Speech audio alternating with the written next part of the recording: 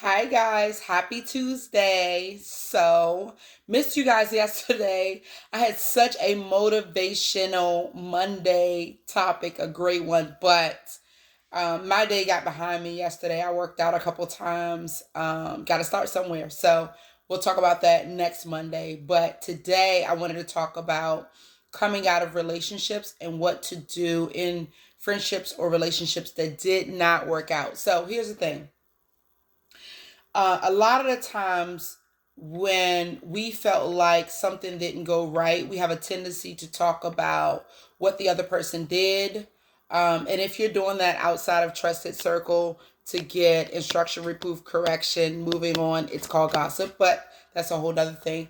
But the thing is, when we do that, we have to realize that, and it's all about your perspective, right? Like, you have to realize that whatever this other person did to you is no longer relevant.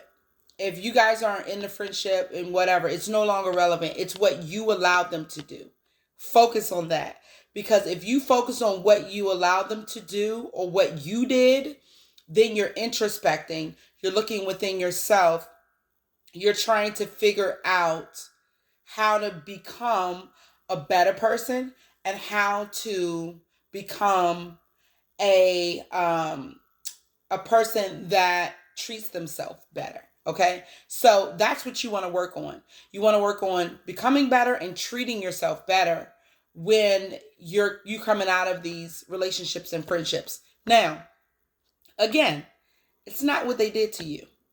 It's what you did and what you allowed them to do. So, I've talked to somebody earlier and they were like, yeah, I can't believe that, they did X, Y, and Z. And I was like, okay. And I let them talk and we talked it out. And I say, so tell me this.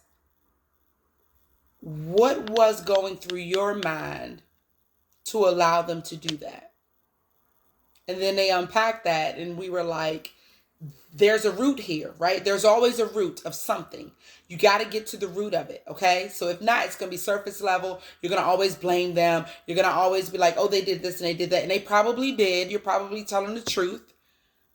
But the fact is that you got to look at what you did and what you contributed. You also have to figure out how to change what's in you so that you don't allow that to happen again.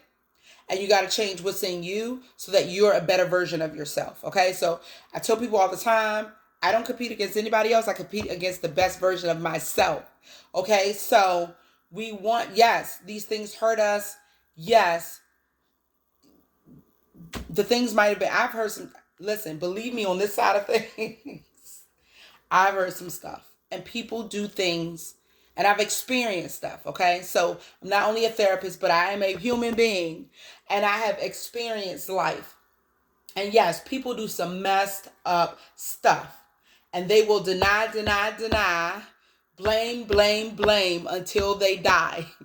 And that is okay because guess what? You're not responsible for what they do. You're responsible for what you allow them to do, and you're responsible for what you do. You're going to be held accountable for your actions and your behavior. Okay, so that's what we need to focus on. Don't focus on what they did, because guess what? If they did it to you, they'll do it to somebody else. Don't focus on that. If you focus on it, only focus on it in prayer. Go in prayer about it, and tell God. Publicly you set your boundaries. Privately you pray. You pray, you fast and pray for the person. And if God allowed you to see what they did, that's called discernment. If God allowed you to see what they did, then he gave you the grace to be able to pray for them in that. All right, that's a word, y'all. If you see it, then pray. Because if they don't see it, then their eyes are blinded. They have glasses on. They're walking around with the rose-colored glasses on. But if you see it, then you pray for them. But that doesn't mean that you keep allowing them to do it. That means you set the boundaries and like, okay,